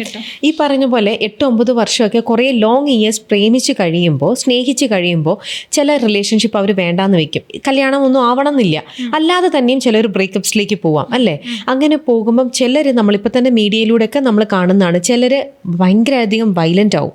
എങ്ങനെയും അവൾ നന്നാവരുത്, അവൾക്ക് എന്നെ വേണ്ടാന്ന് പറഞ്ഞു, അപ്പോൾ അവളും സുഖിക്കരുത്, നന്നാവരുത്, അവൾക്കൊരു ലൈഫ് പോരുത്. അപ്പോൾ അതിന് വേണ്ടിയിട്ട് ഇവർ അവരെ മാക്സിമം താത്തി ഇതാക്കാൻ വേണ്ടിയിട്ട്, അവർക്ക് മാക്സിമം നാശം വരാനായിട്ട് ഈ ഒരു ആള് ചെയ്തു വന്നിരിക്കാം. അല്ലെങ്കിൽ നേരെ തിരിച്ച് ചിലർ ഭയങ്കര ഡിപ്രഷനിലേക്ക് പോകും. ആരെ ഹേർട്ട് ചെയ്യാൻ പോവില്ല, അവർ സ്വയം അങ്ങ് ഡിപ്രഷനിലേക്ക് പോയിട്ട് ഏതെങ്കിലും ഇമോഷൻ്റെ എക്സ്ട്രീംസിലേക്കായിരിക്കും ചില ആൾക്കാരൊക്കെ മിക്കവരും പോകുന്നുണ്ടാവുക. അങ്ങനെയുള്ള ആൾക്കാരെ എങ്ങനെ നമുക്ക് ഹാൻഡിൽ ചെയ്യാൻ പറ്റും? ഈ ആദ്യം പറഞ്ഞ കേസ് NPD ആയിരിക്കും, നാർസിസ്റ്റിക് പേഴ്സണാലിറ്റി ഡിസോർഡർ. NPD ഉള്ള ആൾക്കാരുടെ എന്ന് പറഞ്ഞാൽ അവരുടെ വൈഫ് അല്ലെങ്കിൽ ഹസ്ബൻഡ് വിക്ടിം ആയിരിക്കും. അതായത് ആൾക്കാരെ മുന്നിൽ ഇൻസൾട്ട് ചെയ്യുക, അവരുടെ കഴിവിന് വില കുറച്ച് കാണിക്കുക, ഒരു രീതിയിലുള്ള മോട്ടിവേഷൻ കൊടുക്കുന്നില്ല, സെൽഫ് കോൺഫിഡൻസ് കൊടുക്കുന്നില്ല. അപ്പം അങ്ങനെ ആകുമ്പം ഹസ്ബൻഡിന്റെ കൂടെ വെറുതെ റൂംമേറ്റ് ആയിട്ട് ഞാൻ ജീവിക്കുന്നു എന്ന് പറഞ്ഞിട്ട് വിട്ടുപോകുന്ന ആൾക്കാരുണ്ട്. സെക്കൻഡ്, ഡിപ്രഷനിലാവുന്ന ആൾക്കാർ മേ ബി ഈ നെഗറ്റീവ് ഇമോഷൻസ് ലഹരിയായ ആൾക്കാരുണ്ട്. ഈ നെഗറ്റീവ് ഇമോഷൻസ് എപ്പോഴും ക്രേവ് ചെയ്യുന്ന ആൾക്കാരുണ്ട്, അവരാണ് എപ്പോഴും ഡിപ്രഷനിലാവാനും ഇഷ്ടപ്പെടുന്നത്. പിന്നെ ചില ആൾക്കാർ വൈഫിനെ ഇങ്ങനെ ഇൻസൾട്ട് ചെയ്യുന്നതും അതിലൊരു ഹാപ്പിനെസ് കണ്ടെത്തുന്ന ആൾക്കാരുണ്ട്. അതാണ് ഈ നേരത്തെ പറഞ്ഞ NPD എന്ന് പറയുന്നത്. ഈ NPDന്റെ ഹസ്ബൻഡോ വൈഫോ ആണെങ്കിൽ അവർ ജീവിതകാലം മൊത്തം ജീവിക്കരുത്, അവർ ആ വിക്ടിം സർക്കിളിൽ നിന്ന് രക്ഷപ്പെട്ട് വരണം എന്നാണ് ഞാൻ എല്ലാവരുടെ അടുത്തും പറയാറുള്ളത്. കാരണം അവർ ഒരു NPDന്റെ വൈഫാണെങ്കിൽ, ഹസ്ബൻഡ് ആണെങ്കിൽ നമുക്ക് നമ്മളെ പൊട്ടൻഷ്യൽ തിരിച്ചറിയാൻ പറ്റില്ല. നമ്മൾ അവരുടെ വിക്ടിമായിട്ട് കാലാകാലം നിൽക്കേണ്ടി വരും. അവർ നമ്മളെ ചവിട്ടി താഴ്ത്തിക്കൊണ്ടേയിരിക്കും. അതായത് നമ്മൾ ഡോർമാറ്റ് ആയിരിക്കും. അങ്ങനെയുള്ള കേസിൽ മാത്രം നിങ്ങൾ പുറത്തോട്ട് വരാം. ബാക്കി അഡ്ജസ്റ്റ് ചെയ്തെന്നല്ല, ബാക്കി നിങ്ങൾ മനസ്സിലാക്കി ജീവിക്കുക. കാരണം എന്താണെന്ന് വെച്ചാൽ കുട്ടികൾക്ക് വേണ്ടിയിട്ട്. കാരണം ഈ കുട്ടികൾക്ക് വേറെ എന്താ സ്വന്തം പേരൻസിനെ കിട്ടില്ല. നമ്മളിപ്പോൾ ഡിവോഴ്സ് ആക്കി കഴിഞ്ഞാൽ നമുക്ക് നല്ലൊരു ഭർത്താവിനെ ചിലപ്പോൾ വൈഫിനെ കിട്ടുമായിരിക്കും. പക്ഷെ ഈ കുട്ടിക്ക് നല്ലൊരു സ്വന്തം അച്ഛനെയോ അമ്മയോ കിട്ടില്ല. ഇത് എഫക്റ്റ് ചെയ്യുന്നത്, ഇപ്പൊ റിസർച്ച് പറയുന്നത് ഇങ്ങനെയുള്ള ഡിവോഴ്സ് ഒക്കെ എഫക്റ്റ് ചെയ്യുന്നത് നെക്സ്റ്റ് 3 ജനറേഷനെയാണ് അത്രേ. ഓ അതെ, നെക്സ്റ്റ് 3 ജനറേഷനെ ഇത് എഫക്റ്റ് ചെയ്യുന്നു. ഓക്കെ. പക്ഷെ നമ്മൾ വിചാരിക്കും അക്കരെ പച്ച എന്ന് പറയില്ലേ, എവിടുന്ന് പോയി അവിടെ എത്തുമ്പോൾ നല്ലതായിരിക്കും. പക്ഷെ അവിടെ നമ്മൾ ആ വ്യക്തിയുടെ പബ്ലിക് പേഴ്സണാലിറ്റി കാണുന്നത്, അവിടെ പ്രൈവറ്റ് കാണുന്നില്ല. അവിടെ എത്തുമ്പോൾ ജീവിതത്തിലോട്ട് പോകുമ്പോഴാണ് യഥാർത്ഥത്തിൽ അവരെന്താണെന്ന് നമുക്ക് മനസ്സിലാവുന്നത്. അപ്പൊ നമ്മൾ വിചാരിക്കും ആദ്യത്തെ ആളായിരുന്നു നല്ലത്. നമുക്കിനി ഒരു സെഗ്മെന്റിലേക്ക് പോകാം ശ്രീവിദ്യ. എത്ര ശ്രമിച്ചാലും ചില ബന്ധങ്ങളിലുള്ള നമ്മുടെ ഇൻവെസ്റ്റ്മെന്റ് റെസ്ട്രിക്ട് ചെയ്യാൻ നമുക്ക് പറ്റുന്നില്ല. ഓപ്പോസിറ്റ് സൈഡിൽ നിന്ന് സ്വാർത്ഥമെന്ന് ഉറപ്പിക്കുന്ന എത്ര അനുഭവങ്ങൾ കിട്ടിയാലും still investing to that relation. ഇത് എങ്ങനെ സോൾവ് ചെയ്യാവുന്ന ഒരവസ്ഥയാണ്? ഓക്കെ, അതായത് നമ്മൾ ബിസിനസ്സിലോട്ട് വരുമ്പോൾ ഇപ്പം ബിസിനസ് പാർട്ണർ ചിലപ്പോൾ ഫ്രണ്ട് ആയിരിക്കും, ക്ലോസ് ആയിട്ടുള്ള ഒരാളായിരിക്കും. പക്ഷെ അവരുടെ അടുത്തുനിന്ന് എത്ര നെഗറ്റീവായിട്ടുള്ള അനുഭവം ഉണ്ടായാലും നമ്മൾ പഠിക്കില്ല, അതല്ലേ ഉദ്ദേശിച്ചത്? അതെ, അത് തന്നെ. റിജക്ഷൻ ഒരുപാട് തവണ നമ്മൾ ഫേസ് ചെയ്തിട്ടുണ്ടാവാം. പക്ഷെ സ്റ്റിൽ നമ്മൾ ആ ഒരുവായിട്ടുള്ള നമ്മുടെ റിലേഷൻ ഭയങ്കര സ്ട്രോങ് ആയിട്ട് നമ്മൾ വീണ്ടും അതിൽ ഇൻവെസ്റ്റ് ചെയ്ത് നമ്മൾ നമ്മളെ തന്നെ ഡെഡിക്കേറ്റ് ചെയ്യാണ് കംപ്ലീറ്റ് ആയിട്ടും. ആക്ച്വലി അങ്ങനെ ചെയ്യുന്നത് നല്ലതാണോ ചീത്തയാണോ? ചീത്തയാണ്. അവിടെ സെൽഫ് റെസ്പെക്ട് ഇല്ല എന്നാണ് അതിൻ്റെ അർത്ഥം. ഓക്കെ, സെൽഫ് റെസ്പെക്റ്റും ഇല്ല, അവരെന്താണെന്ന് അവർ പൂർണ്ണമായിട്ട് മനസ്സിലാക്കിയിട്ടും ഇല്ല, അവർക്ക് വേണ്ടി അവർ ടൈം ഇൻവെസ്റ്റ് ചെയ്യുന്നില്ല എന്നുള്ളതാണ്. വെരി ട്രൂ അല്ലേ? Very true. അവർക്ക് വേണ്ടി നമ്മൾക്ക് വേണ്ടി എപ്പോഴാണോ ടൈം ഇൻവെസ്റ്റ് ചെയ്യുന്നത്, അപ്പം ദൈവം നമ്മൾക്ക് വേണ്ടി നിൽക്കും, നമ്മളെ കൂടെ നിൽക്കും. അതായത് നമ്മളിപ്പം ഞാനതാണ് 9 to 5 ജോബിലാണെങ്കിൽ കൂടെ നമ്മൾ മറ്റുള്ളവർക്ക് വേണ്ടിയാണ് നമ്മൾ ടൈം ആണെങ്കിൽ എനർജി ആണെങ്കിൽ ഇൻവെസ്റ്റ് ചെയ്യുന്നത്. അപ്പം നമ്മളെ സാറ്റിസ്ഫൈ ചെയ്യാൻ വേണ്ടിയിട്ട്, നമ്മളെ പാഷനെ ഫോളോ ചെയ്യാൻ വേണ്ടിയിട്ട്, നമ്മളെ പൊട്ടൻഷ്യൽ എന്താണെന്ന് മനസ്സിലാക്കിയിട്ട് ടൈം ഇൻവെസ്റ്റ് ചെയ്യുക. ഇങ്ങനെയുള്ള നെഗറ്റീവ് പാർട്ട്നേഴ്സ് ആണെങ്കിൽ അപ്പം തന്നെ മൂവ് ഓൺ ചെയ്യുക, നോ പറഞ്ഞ് മൂവ് ഓൺ ചെയ്യുക. പക്ഷെ ചില ആൾക്കാർക്ക് ഇങ്ങനെ ഇത്തരത്തിലുള്ള മെൻ്റൽ സ്റ്റേറ്റുള്ള ചില ആൾക്കാരൊക്കെ എന്തുകൊണ്ടായിരിക്കും കാലങ്ങളോളം മുന്നോട്ട് പോകുന്നത്? അവർക്ക് അങ്ങനെ ചെയ്യാൻ പറ്റില്ല. അല്ലെങ്കിൽ എനിക്ക് എത്രത്തോളം റിജക്ഷൻ കിട്ടിയാലും എനിക്ക് പിന്നെയും അവരെ വേണം. ഇവരെന്തൊക്കെയോ എക്സ്പെക്റ്റ് ചെയ്യുകയാണല്ലേ, അവരുടെ അപ്രീസിയേഷൻ ആയിക്കോട്ടെ, അവരുടെ സ്നേഹമായിക്കോട്ടെ, ഒരു നേരത്തെ അവരുടെ ഒരു സമാധാനിപ്പിക്കുന്നതോ സ്നേഹമോ, ഇതിനൊക്കെ വേണ്ടിയിട്ട് ഇവർ വീണ്ടും അവരെ ഇമ്പ്രസ് ചെയ്യാനുള്ള പോയിക്കൊണ്ടേ ഇരിക്കുകയാണ്. ഇപ്പോൾ ശ്രീവിദ്യ പറഞ്ഞു അങ്ങനെ ചെയ്യരുത് എന്നുള്ളത്. പക്ഷേ എത്ര പണി കിട്ടിയാലും ചിലർ നന്നാവില്ല എന്ന് പറയില്ലേ? ഏത് മൊമെന്റിലാണ് ഇവരത് സെൽഫ് റിയലൈസ് ചെയ്യുന്നുണ്ടാവുക? ഇത് ഈ പറഞ്ഞത് ലഹരിക്ക് അടിമപ്പെടുക എന്ന് പറഞ്ഞ പോലെ നമ്മളൊരു വ്യക്തിയിലും അടിമപ്പെടും, അഡിക്റ്റഡ് ആവും. ആ വ്യക്തി ഇല്ലാതെ പറ്റില്ല, സംസാരിക്കണം, ചാറ്റ് ചെയ്യണം. അവര് തരുന്ന ഓരോ വേർഡ്സ് ആയിരിക്കും നമുക്ക്. ചിലവർ പറയാറില്ല, അവനോടൊന്ന് സംസാരിച്ചു കഴിഞ്ഞാൽ ഞാൻ ഓക്കെ, സമാധാനായി. പക്ഷെ അപ്പോഴും നമ്മൾ എന്ത് ചെയ്യുന്നില്ല, നമ്മളെ പവർ മനസ്സിലാക്കുന്നില്ല. നമ്മുടെ ഉള്ളിൽ ഒരാളുണ്ട്. നമ്മൾ ഈ കാണുന്ന ശരീരമല്ല നമ്മള്, ബോഡിയല്ല നമ്മള്. നമ്മളിവിടെ വന്നിരിക്കുന്നത് വെറുതെ കരഞ്ഞു തീർക്കാനോ അല്ലെ മറ്റുള്ളവരെ പറയുന്ന കേട്ടിട്ട് നടക്കാനോ അല്ല അവരെ സാറ്റിസ്ഫൈ ചെയ്യാനോ വേണ്ടിയിട്ടല്ല. നമ്മളിവിടെ ഒറ്റയ്ക്കാണ് വരുന്നത്, പോകുന്നതും ഒറ്റയ്ക്കാണ്. അപ്പം ഈ ഒരു ലൈഫിൽ നമ്മളെന്താണ്, നമ്മളെ പവർ എന്താണ്, പൊട്ടൻഷ്യൽ എന്താണെന്ന് മനസ്സിലാക്കുക. വേറൊരു കാര്യം എന്താണെന്ന് വെച്ചാൽ നമ്മൾ ആരെക്കാളും ചെറുതല്ല എന്നുള്ളത് മനസ്സിലാക്കുക. ആരെക്കാളും ചെറുതുമല്ല വലുതുമല്ല, എല്ലാവരെയും ഈക്വലായിട്ട് കാണാൻ വേണ്ടി ശ്രമിച്ചു കഴിഞ്ഞാൽ ശരിക്കും നമുക്ക് സെൽഫ് ലവ് ഉണ്ടെങ്കിൽ, നമ്മളെ മനസ്സിലാക്കിയിട്ടുണ്ടെങ്കിൽ, നമുക്ക് ചുറ്റും വരുന്ന ബിസിനസ് പാർട്ട്ണർ ആണെങ്കിലും ആരാണെങ്കിലും നമ്മളെ സപ്പോർട്ട് ചെയ്യുന്നതിനേ വരുള്ളൂ. നമുക്ക് ബെനിഫിറ്റ് ഉണ്ടാകുന്ന ആൾക്കാരെ നമ്മളെ ലൈഫിൽ വരുള്ളൂ. അപ്പം ഏത് സെൽഫ് റിയലൈസേഷൻ ഇല്ല എന്നാണ് അതിൻ്റെ അർത്ഥം. അപ്പം ഈ കോഴ്സിലൂടെ വന്നു കഴിഞ്ഞാൽ അവരെന്താണെന്ന് മനസ്സിലാക്കി അവരുടെ ബെസ്റ്റ് വേർഷനിലേക്ക് എത്തിക്കഴിഞ്ഞാൽ അവർക്ക് നല്ല ബിസിനസ് പാർട്ട്ണർ വന്നു ചേരും. ഓക്കെ, അടുത്ത ചോദ്യം. എത്ര പറഞ്ഞാലും നമ്മുടെ സ്നേഹവും ആത്മാർത്ഥതയും സംശയത്തോടെ നോക്കിക്കാണുന്ന ഒരാളെ എങ്ങനെ തിരുത്താനാകും? അത് നമ്മൾ തിരുത്തേണ്ട ആവശ്യമില്ല, അവരങ്ങനെ സംശയിച്ചോട്ടെ. അല്ല, അങ്ങനെയല്ല, ഞാൻ അങ്ങനെയാണ് എൻ്റെ സ്റ്റുഡൻസിനോടും പറയുന്നത്. കാരണം നമുക്ക് നമ്മളെ വിശ്വാസം ഇല്ലാത്തത് കൊണ്ടാണ് നമ്മൾ മറ്റുള്ളവരെ സംശയിക്കുന്നത്. നമ്മളെ കഴിവിൽ അല്ലെങ്കിൽ നമ്മൾ എന്താണെന്നുള്ളത് നമുക്ക് ഒരുപാട് കള്ളത്തരങ്ങൾ ചിലപ്പോൾ ഉള്ളിലുണ്ടാവും, ഒരുപാട് മറ്റുള്ളവരെ പറ്റി നെഗറ്റീവായി ചിന്തിക്കുന്നുണ്ടാവും, ഒരുപാട് വേസ്റ്റ് ഉള്ളിൽ കിടക്കുന്നുണ്ടാവും. അപ്പൊ അതുകൊണ്ടാണ് ഇപ്പം ആരെന്ത് നല്ലത് ചെയ്താലും നമ്മളത് നല്ലതായി കാണില്ല, അവരുടെ മോശം വശം മാത്രം കാണുന്നു. അവര് എത്ര നല്ലതാക്കി കാണിക്കാൻ ശ്രമിച്ചാലും നമുക്കത് നല്ലതായിട്ട് ആക്സെപ്റ്റ് ചെയ്യാൻ പറ്റുന്നില്ല. ഈ പറഞ്ഞതുപോലെ ചൈൽഡ്ഹുഡ് ട്രോമ ഉള്ളിലുള്ളത് കൊണ്ടായിരിക്കും. നമുക്ക് ആരെയും കുറ്റം പറയാൻ പറ്റില്ല. ആ ഒരു വ്യക്തിയുടെ ചൈൽഡ്ഹുഡ് എന്താണ്, അവർ വളർന്നു വന്ന ചുറ്റുപാട് എന്താണെന്ന് നമുക്കറിയില്ല. അപ്പൊ എന്തിനും നമ്മൾ ബാക്കോട്ട് പോകണം. അപ്പൊ അത് ട്രീറ്റ് ചെയ്യുക, ആദ്യം റൂട്ട് കോസ് കണ്ടെത്തുക, അത് ട്രീറ്റ് ചെയ്യുക. പിന്നെ വേറൊരു കാര്യം, ഇപ്പം നേരത്തെ ചേച്ചി പറഞ്ഞ പോലെ നമുക്ക് ഒരാളെ മാറ്റാൻ പറ്റില്ലല്ലോ, പക്ഷെ നമുക്ക് നമ്മളിലൂടെ മറ്റൊരാളെ മാറ്റാൻ പറ്റും. അതിനാണ് സോൾ റിലേറ്റഡ് ആയിട്ടുള്ള ടെക്നിക്ക് ഉണ്ട്. ഒന്നുകൂടി ക്ലിയർ ആക്കാമോ? എനിക്കിപ്പോ ചേച്ചിയും ഞാനും, സപ്പോസ് ഒരു എക്സാമ്പിൾ മാത്രമാണ്, ചേച്ചിയും ഞാനും എന്തെങ്കിലും പ്രശ്നം ഉണ്ടായി, നമ്മൾ മുന്നേ നല്ല ഫ്രണ്ട്സ് ആയിരുന്നു. പക്ഷേ നമ്മൾ എന്തോ ഒരു പ്രശ്നം ഉണ്ടായിട്ട് നമ്മൾ സംസാരിക്കുന്നില്ല, വിളിക്കുന്നില്ല, കോണ്ടാക്ട് ചെയ്യുന്നില്ല. ഇപ്പൊ ഒരു 10 വർഷമായി എന്ന് വിചാരിക്കാം. പക്ഷെ ഉള്ളിൽ എവിടെയോ എനിക്കൊരു സ്നേഹമുണ്ട് ചേച്ചീൻ്റെ അടുത്ത്, മിണ്ടണം എന്ന് ആഗ്രഹിക്കുന്നുണ്ട് ഞാൻ. ചേച്ചി അതുപോലെ ആഗ്രഹിക്കുന്നു. അവളൊന്നും വന്ന് മിണ്ടിയിരുന്നെങ്കിൽ ഞാൻ മിണ്ടും. ചിലപ്പോൾ ഈഗോന്റെ ഇതിൽ നമ്മൾ മിണ്ടാണ്ടിരിക്കും. ഇപ്പം ഒരു സോൾ റിലേറ്റഡ് ആയിട്ടുള്ള ഒരു ടെക്നിക്ക് ചെയ്ത് കഴിഞ്ഞാൽ, ടെലിപ്പതി പോലത്തെ ഒരു ടെക്നിക്ക് ഉണ്ട്, അത് ചെയ്ത് കഴിഞ്ഞാൽ വിത്തിൻ 1 വീക്ക് ചേച്ചി ചിലപ്പോൾ എൻ്റെ അടുത്ത് വന്ന് മിണ്ടും. ചിലപ്പോൾ നല്ല മിണ്ടിയിട്ടുണ്ട്. എൻ്റെ ഒരു സ്റ്റുഡൻറ്റ് ഒളിച്ചോടി പോയതിൻ്റെ പേരിൽ കസിൻ ബ്രദർ പറഞ്ഞു ഞാൻ മരിച്ചാലും അവളോട് സംസാരിക്കില്ല എന്ന്. 10 വർഷമായി ഇപ്പോൾ. പക്ഷേ ഈ ഒരു ടെക്നിക്ക് ചെയ്തിട്ട് ആൾ വീട്ടിൽ വന്നിട്ട് ഈ കുട്ടിയുടെ അമ്മയുടെ അടുത്ത് പറഞ്ഞു, അവൾ എന്നോട് സംസാരിക്കുകയാണെങ്കിൽ ഞാൻ സംസാരിക്കാം. അങ്ങനെ അവരിപ്പം നല്ല ഫ്രണ്ട്സായി. പണ്ടത്തെ പോലെ തന്നെ, പണ്ട് ഫ്രണ്ട്സ് ആയിരുന്നു, കസിൻസ് ഫ്രണ്ട്സ് ആവുമല്ലോ, പണ്ടത്തെ പോലെ തന്നെ ആയവർ. അപ്പോൾ അതിന് നമ്മൾ ചെയ്യേണ്ടത് എന്തൊക്കെയാണ്? അതിന് ചെയ്യേണ്ടത് ഇതുപോലെ മെഡിറ്റേഷൻ രീതിയിൽ നമ്മൾ സോളിനെ മുന്നിൽ വരുത്തിക്കുക, സംസാരിക്കുക, നമുക്ക് പറയേണ്ട കാര്യങ്ങൾ സംസാരിക്കുക. ഓക്കെ. നമ്മുടെ മനുഷ്യന്റെ മൈൻഡ് എന്നൊക്കെ പറയണത് വല്ലാത്തൊരു പവർഫുൾ സംഭവം തന്നെയാണ് അല്ലേ? പിന്നെ ഇതിൽ വേറെയും ഹിഡൻ ആയിട്ടുള്ള ടെക്നിക്സ് ഉണ്ട്, അത് നമുക്ക് ക്ലാസ്സിൽ മാത്രമേ റിവീൽ ചെയ്യാൻ പറ്റുള്ളൂ. അപ്പൊ അത് ചെയ്ത് കഴിഞ്ഞാൽ ഒരുപാട് ആൾക്കാരെ വന്നിട്ടുണ്ട്. പക്ഷെ ഇത് കേൾക്കുന്നവർക്ക് തോന്നി ഇവർ എന്തായി പറയുന്നത്, എന്ത് ഭ്രാന്താണ് പറയുന്നത് എന്നുള്ളത്. പക്ഷെ ക്ലാസ്സിൽ വന്ന് എക്സ്പീരിയൻസ് ചെയ്താൽ നിങ്ങൾക്ക് അത് മനസ്സിലാവും. അടുത്ത ചോദ്യം വയ്ക്കാം. നാർസിസം ലക്ഷണങ്ങൾ ഉള്ള ഒരാളെ ജീവിതത്തിൽ നിന്ന് ഒഴിവാക്കണം എന്ന് എപ്പോഴും എല്ലാവരെയും ഉപദേശിക്കുമ്പോഴും നാർസിസത്തിൻ്റെ ജീവിതത്തിൻ്റെ ക്വാളിറ്റി ലൈഫ് ഉറപ്പുവരുത്താൻ നൽകാവുന്ന സൊല്യൂഷൻ ഇപ്പോഴും സുസ്ഥിരമല്ലേ? അതായത് ചില ആൾക്കാരിൽ ഈ നാർസിസം ലക്ഷണമുള്ള ആൾക്കാരുണ്ടല്ലോ, അപ്പോൾ അവരോട് നമ്മൾ എപ്പോഴും പറയില്ലേ, അങ്ങനത്തെ ഒരു നാർസിസ്റ്റിക് മെൻറ്റാലിറ്റി ഉള്ള ആൾക്കാരോട് അധികം അടുക്കണ്ട, നമ്മൾ അവരുടെ കൂടെ പോവണ്ട എന്ന് എല്ലാവരും പറയും. പക്ഷെ അങ്ങനെയൊക്കെ പലരും അഡ്വൈസ് ചെയ്ത് എന്ത് കഴിഞ്ഞാലും ഇത്തരത്തിലുള്ള ആൾക്കാർക്കും അവർക്കൊരു ക്വാളിറ്റി ലൈഫ് ഉറപ്പ് വരുത്താനായിട്ട്, ഇങ്ങനത്തെ ഒരു മൈൻഡ് ഉള്ള ഒരാളുടെ ഒരു ക്വാളിറ്റി ലൈഫ് ഉറപ്പ് വരുത്താനായിട്ട് എന്തോ ഒരു സൊല്യൂഷൻ ഉള്ളതെന്നാണ് ചോദ്യം. അതായത് നാർസിസ്റ്റിനെ മാറ്റാൻ വേണ്ടി നോക്കാനാണോ? നോക്കാനല്ല, ആ നാർസിസ്റ്റിക് മെന്റാലിറ്റി ഉള്ള ഒരു വ്യക്തിക്ക് നല്ലൊരു ക്വാളിറ്റി ലൈഫ് കിട്ടണം എന്നുണ്ടെങ്കിൽ എന്ത് ചെയ്യണം?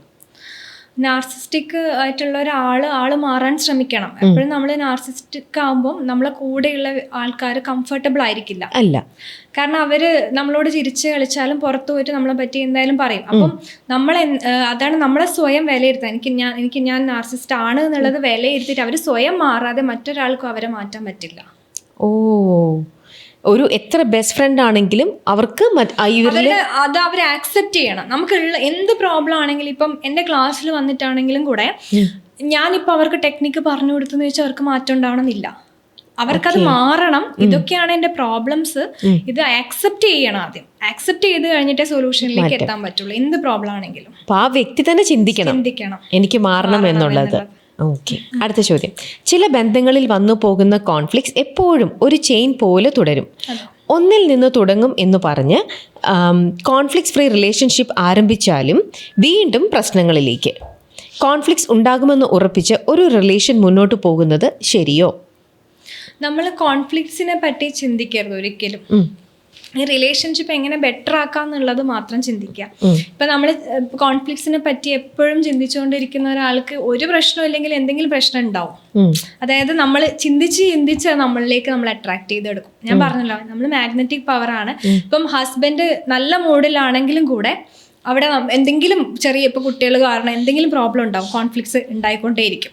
ഇപ്പം അതായത് എപ്പോഴും ഹാപ്പി ആവണം, അല്ലെങ്കിൽ റിലേഷൻഷിപ്പ് ഹെൽത്തി ആയിട്ട് പോവണം, അല്ലെങ്കിൽ ഞാൻ എൻ്റെ ഹസ്ബൻഡിനെ അണ്ടർസ്റ്റാൻഡ് ചെയ്യും, ഹസ്ബൻഡ് എന്നെ അണ്ടർസ്റ്റാൻഡ് ചെയ്യുന്നു എന്ന് നിങ്ങൾ പ്രസന്റ് ടെൻസിലൊന്ന് പറഞ്ഞു നോക്കിയേ. ഞാനും ഹസ്ബൻഡ് എപ്പോഴും ഹാപ്പി ആയിട്ട് സംസാരിക്കുന്നു, ക്വാളിറ്റി ടൈം സ്പെൻഡ് ചെയ്യുന്നു, ഒരുമിച്ച് പുറത്തു പോകുന്നു, ഞങ്ങൾ നല്ലൊരു പാരൻസ് ആണ് എന്നുള്ളത് ആ രീതിയിൽ നിങ്ങൾ തോട്ട്സ് ചേഞ്ച് ചെയ്ത് നോക്കിയേ. അതുപോലെ ഹസ്ബൻഡ് ആയിട്ടുണ്ടാവും. കാരണം energy level we are all one. നമ്മളെല്ലാവരും ഒന്നാണ്. ഇപ്പം ഞാനിപ്പം ചേച്ചീനെ പറ്റി എപ്പോഴും നെഗറ്റീവായിട്ട് സംസാരിക്കുകയാണെങ്കിൽ ഒരു ദിവസം ചേച്ചി എന്നെ കാണുമ്പോൾ ചേച്ചിക്ക് ചിരിക്കാൻ പോലും പറ്റില്ല. നമുക്ക് ചില ആളുകളോട് പെട്ടെന്ന് ഒരു ദേഷ്യം, ഒരു ഇഷ്ടമില്ലാമ തോന്നില്ലേ? അവർ ചിലപ്പോൾ നമ്മളെ പറ്റി മോശമായിട്ട് ചിന്തിക്കുന്നുണ്ടാവും. ഓക്കെ. അതിപ്പം പാർട്ട്നേഴ്സിന്റെ കേസിൽ തന്നെ ആവണമെന്നില്ല. ഇപ്പം നമ്മൾ ഫ്രണ്ട്സ് തമ്മിലാണെങ്കിലോ ഇതേപോലെ തന്നെ അവർ തമ്മിൽ ഇനി ചിലരുണ്ട്, അവർ തമ്മിൽ എത്ര വഴക്കുണ്ടാക്കിയാലും അവർ നല്ല ബെസ്റ്റ് ബഡീസ് എന്ന് പറയും ചില ആൾക്കാരില്ല അല്ലേ. അപ്പോൾ അവർ തമ്മിൽ പക്ഷെ എന്നാലും അവർ തന്നെ വിചാരിക്കും ഇനി നമുക്ക് വഴക്കിടണ്ട, നമുക്ക് നല്ല രീതിയിൽ പോവാം. അല്ലെ തന്നെ സിബ്ലിങ്സിന് തമ്മിലുള്ള ഒരു റിലേഷൻഷിപ്പിലോ ഒക്കെ ആയിക്കോട്ടെ, എങ്ങനെയാണെങ്കിലും അവർക്ക് തോന്നും ഇനി നമ്മൾ വഴക്കിടണ്ടെന്നൊക്കെ. പക്ഷെ പിന്നെയും ഇവർ ചിലപ്പം വഴക്കിടണം എന്ന് വിചാരിച്ചിട്ടല്ല, സിറ്റുവേഷൻസ് വന്ന് വീണ്ടും ഇവർ അറിയാണ്ട് വീണ്ടും വഴക്കിലേക്ക് പോകുന്നു. അപ്പൊ അങ്ങനെ ആ അറിയാതെ പോലും ചിലതിലേക്ക് വരികയാണ്.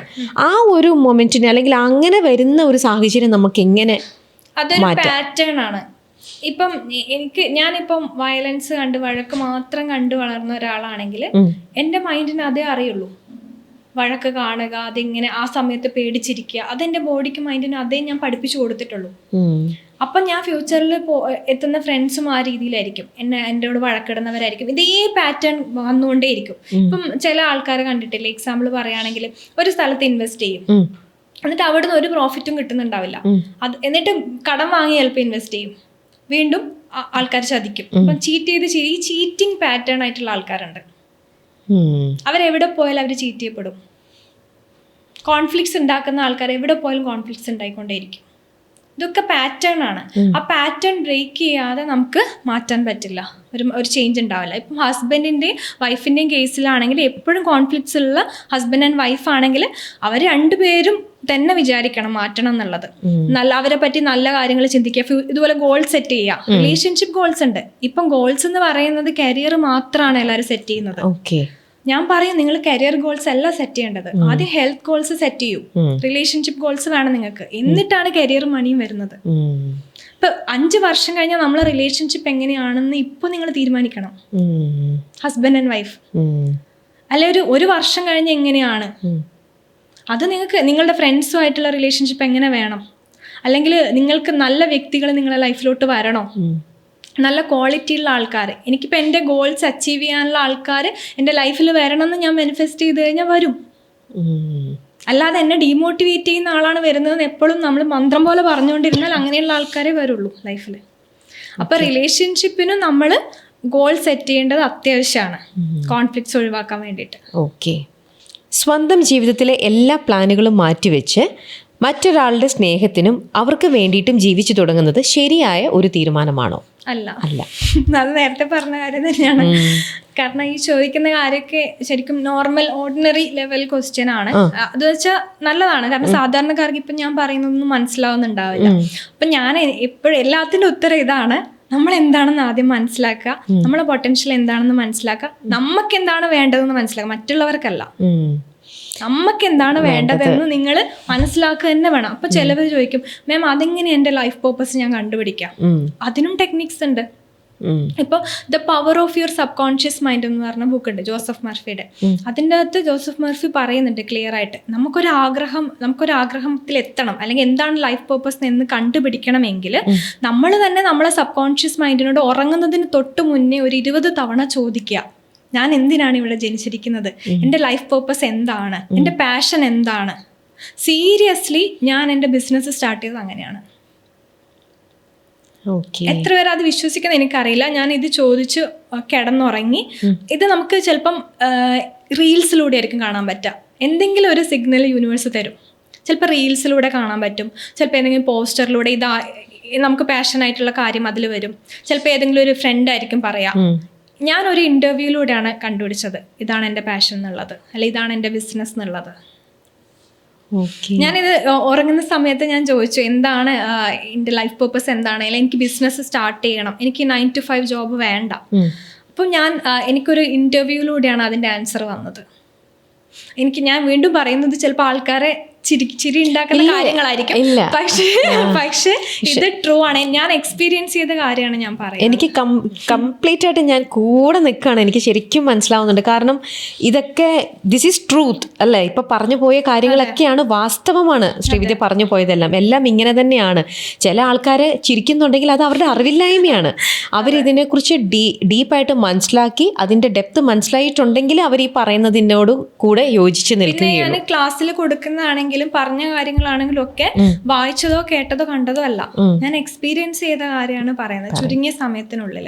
അത് മാത്രമേ ഞാൻ ക്ലാസ്സിലും പഠിപ്പിക്കാറുള്ളൂ. കാരണം എനിക്ക് കോൺഫിഡന്റ് ആയിട്ട് ഞാനൊരു ടെക്നിക്ക് ഇത് വർക്ക് ചെയ്യുമെന്ന് പറയണമെങ്കിൽ അത് ഞാൻ അപ്ലൈ ചെയ്ത് റിസൾട്ട് കിട്ടണ്ടേ, അല്ലാതെ പറയുന്നത് ശരിയല്ലല്ലോ. ഓക്കെ, അപ്പം തന്നെ മറുചോദ്യം ഒരെണ്ണം വരാം, അത്ര അധികം എക്സ്പീരിയൻസ് ഒക്കെ അപ്പൊ നിനക്ക് ഉണ്ടായിട്ടുണ്ടോ എന്നുള്ളത് അല്ലേ? അപ്പൊ അതിലെനിക്ക് പറയാനുള്ളത്, ഇതും കുറച്ചൊരു ക്ലീഷ ആയിട്ടുള്ള ഒരു ആൻസർ ആണ്. നമുക്ക് ഒരുപാട് ജന്മങ്ങൾ ഉണ്ടായിട്ടുണ്ടാവില്ലേ, അപ്പൊ കഴിഞ്ഞ് നമ്മൾ അവിടെ നിർത്തി വെച്ചെടുത്തുനിന്നാണ് ഇവിടെ തുടങ്ങുന്നത്. അപ്പൊ അതിൽ ആൻസർ കിട്ടിയെന്ന് ഞാൻ മനസ്സിലാക്കുന്നു. ഓക്കെ, അടുത്ത ചോദ്യത്തിലേക്ക് പോകും.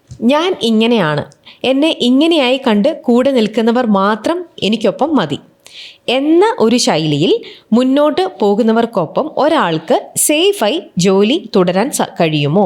ഇല്ല.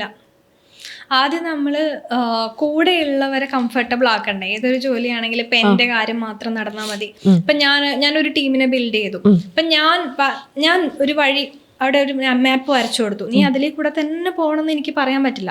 അപ്പൊ അവർക്ക് അവരുടെ ട്രൂ പൊട്ടൻഷ്യൽ അവിടെ ഓപ്പൺ ചെയ്യാൻ പറ്റില്ല. എൻ്റെ ഇതിലാണ് അവർ ചെയ്യുന്നത്. ചിലപ്പോൾ എന്നെക്കാളും ആ ഒരു മേഖലയിൽ അവർക്ക് സ്കില്ലുണ്ടാവും. ട്രൂ. ഓരോ ആൾക്കാർക്കും ഓരോ സ്കില്ലുണ്ടാവും. നമ്മൾ ആരും വില കുറച്ച് കാണരുത്. ചിലപ്പം എൻ്റെ സ്റ്റാഫിനൊക്കെ ഞാൻ വിചാരിക്കും എന്നെക്കാളും ചിലപ്പം അവർക്ക് സ്കില്ലുണ്ട് ഓരോ ചില ഏരിയയിൽ. അപ്പൊ അവരിൽ നിന്ന് എനിക്ക് ഒരുപാട് കാര്യങ്ങൾ പഠിക്കാനുണ്ട്. ഞാൻ പറയുന്നത് തന്നെ നടക്കണം എന്ന് പറയുന്നത് ഒരു വാശിയാണ് അല്ലെ? തീർച്ചയായിട്ടും അതില് ഓപ്പോസിറ്റ് നിൽക്കുന്ന ആള് ഡീമോട്ടിവേറ്റഡ് ആവുകയാണ്, അവർ ഡൗൺ ആയിക്കൊണ്ടിരിക്കുകയാണ്. അവർക്ക് മൈൻഡ്ഫുൾനെസ് ആയിട്ട് വർക്ക് ചെയ്യാൻ പറ്റില്ല. അവരുടെ പൊട്ടൻഷ്യലാണ് അവിടെ കുറയുന്നത്.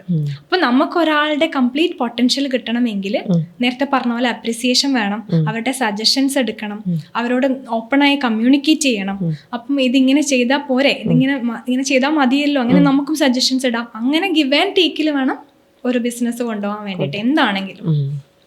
മനഃപൂർവ്വം ഒഴിവാക്കുന്നു എന്നറിഞ്ഞിട്ടും ചിലരോടുള്ള അമിതമായ സ്നേഹവും താല്പര്യവും കാരണം ആ ഒഴിവാക്കലിനെ ആക്സെപ്റ്റ് ചെയ്ത് മുന്നോട്ട് പോകുന്നതിൽ പ്രതീക്ഷ പുലർത്താമോ?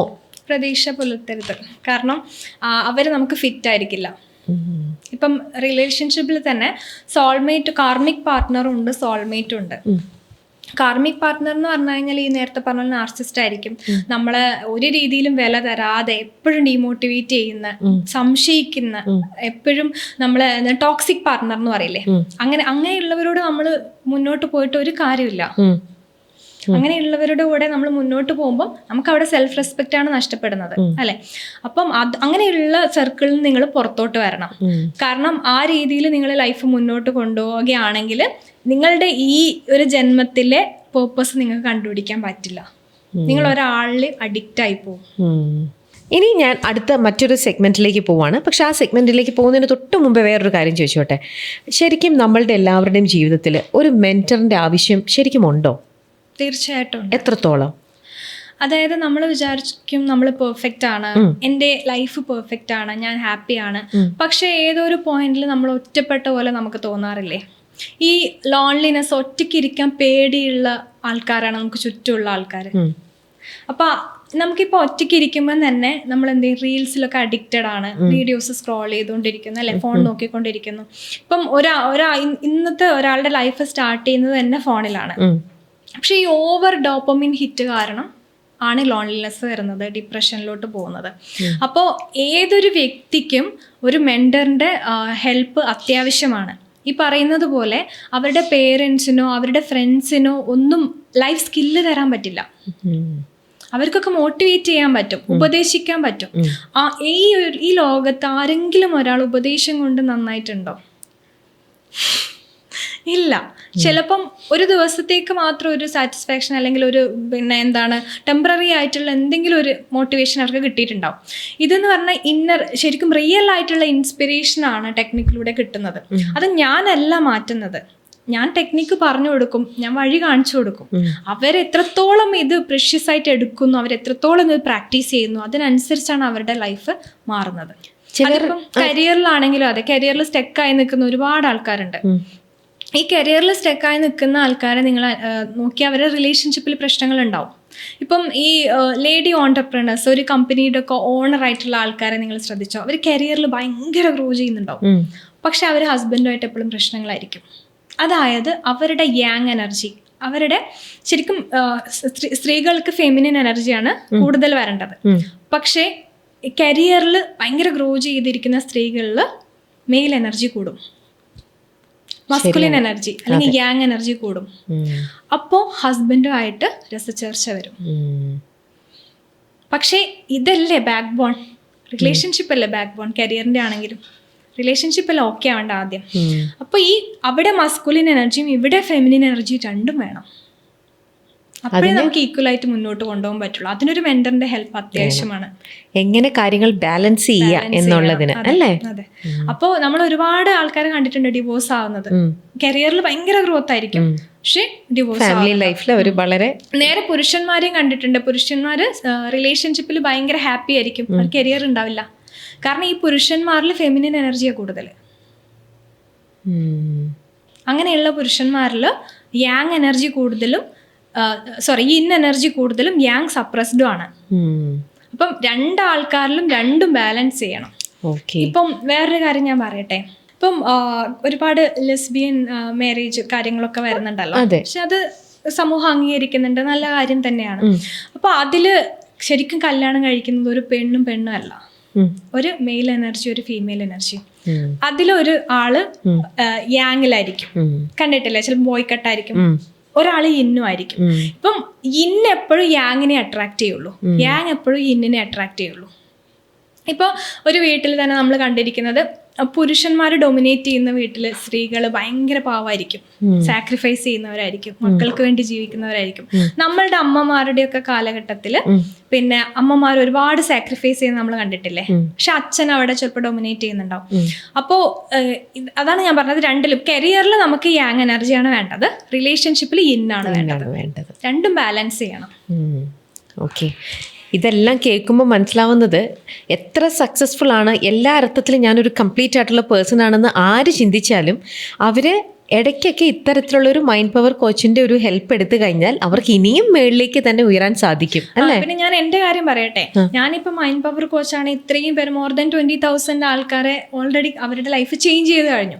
ഇങ്ങനെയാണെങ്കിൽ പോലും ഞാനും ഒരു വ്യക്തിയാണ്, ഞാനൊരു മനുഷ്യനാണ്, എനിക്ക് ഫീലിങ്സ് ഉണ്ടാവും, ഞാനും ഡൗൺ ആവാറുണ്ട്. ഞാൻ ഫുൾ ടൈം ഹാപ്പി ഒന്നുമല്ല. പക്ഷേ ഇവിടെയുള്ള കാര്യം എന്താണെന്ന് വെച്ചാൽ ഡൗൺ ആയാലും വിത്തിൻ ഒരു 5 to 10 minutes അല്ലെങ്കിൽ 15 minutes കൊണ്ട് എനിക്ക് റിക്കവർ ആവാൻ പറ്റും. അതാണ് ഈ ക്ലാസ്സിലൂടെ കൊടുക്കുന്നത്. അല്ലാതെ ഫുൾ ടൈം ഹാപ്പി ആയിട്ടിരിക്കുക എന്ന് പറയുന്ന സ്റ്റേറ്റ്മെന്റ് തന്നെ അതൊരു എന്താണ് ടോക്സിക് ആയിട്ടുള്ള കാര്യമാണ്, അല്ലെങ്കിൽ അത് നെഗറ്റീവ് സ്റ്റേറ്റ്മെന്റ് ആണ്. അങ്ങനെ ആർക്കും ഫുൾ ടൈം ഹാപ്പി ആയിട്ടിരിക്കാൻ പറ്റില്ല. പക്ഷെ പ്രശ്നങ്ങൾ വരണ്ടാന്ന് വിചാരിച്ച് നമുക്ക് തടഞ്ഞു വെക്കാൻ പറ്റില്ല. പ്രോബ്ലംസ് വരും, ആ പ്രോബ്ലംസ് ആ രീതിയിൽ തന്നെ ഫേസ് ചെയ്ത് ഓവർകം ചെയ്ത് ഒരു 10 minutes കൊണ്ട് അല്ലെങ്കിൽ ഹാഫ് ആൻ അവർ കൊണ്ട് റിക്കവർ ആവുക എന്നുള്ളതാണ്. അതാണ് ഇതിലൂടെ കിട്ടുന്നത്. വീണ്ടും എത്രയും പെട്ടെന്ന് ഹാപ്പി ആയിട്ടുള്ള ആ ഒരു സ്റ്റേറ്റ് ഓഫ് ഇതിലേക്ക് വരിക എന്നുള്ളതാണ്. ആ ഒരു ഹാപ്പി ആയിട്ടുള്ള സ്റ്റേറ്റിലോട്ട് വരുമ്പം തന്നെ നമ്മളെ ഹാപ്പി കെമിക്കൽസ്, നമ്മളെ ബോഡിയിലുള്ള കെമിക്കൽസ് ഒക്കെ ബാലൻസ് ആവും, നെർവസ് സിസ്റ്റം കാം ഡൗൺ ആവും, നമ്മളെ ഹെൽത്ത് ബെറ്റർ ആവാൻ തുടങ്ങും. മറ്റ് നമ്മൾ ഒരു പ്രോബ്ലം വരുന്ന സമയത്ത് 1 മാസം ഈ ഒരു പ്രോബ്ലത്തിൽ തന്നെ നമ്മൾ ജീവിക്കും. സത്യം. അത് നമ്മളെ ഹെൽത്തിനെ എഫക്ട് ചെയ്യും. അങ്ങനെയാണ് ക്യാൻസർ പോലുള്ള അസുഖങ്ങളും അങ്ങനെയുള്ള മാരകമായിട്ടുള്ള അസുഖങ്ങളിലേക്ക് നമ്മൾ എത്തുന്നത്.